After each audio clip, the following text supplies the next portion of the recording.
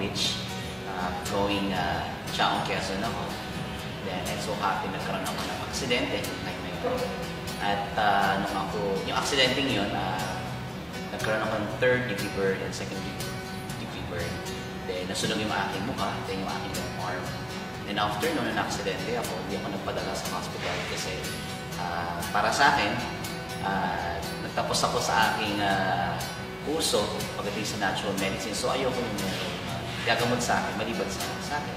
So I'm so happy na nung nakita ko o na-introduce sa akin yung napkin nung una o yung negative ion strip, hindi pa ako naniwala.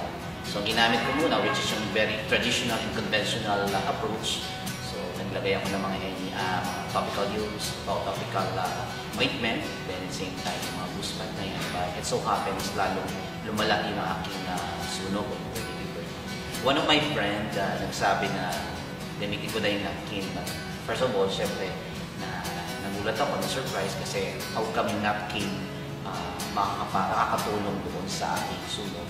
But then, we're talking about pala yung negative ion o yung strip na yun. So, it so happen. So, wala na sino bang ayaw bumalik o sino bang ayaw mabilis yung recovery rate. So, ako, ginamit ko yung napkin. So, instead of using boost pad, so napkin yung aking tapal doon sa aking sunog sa left arm. So, na-surprise ako. After 15 days, parang talagang nakita ko yung kilos ng produkto na talagang it works talaga. 4 days ako nag-decide bago ko siya ginamit. So, after 15 days, so doon ko nakita yung napakagandang effect mismo ng produkto.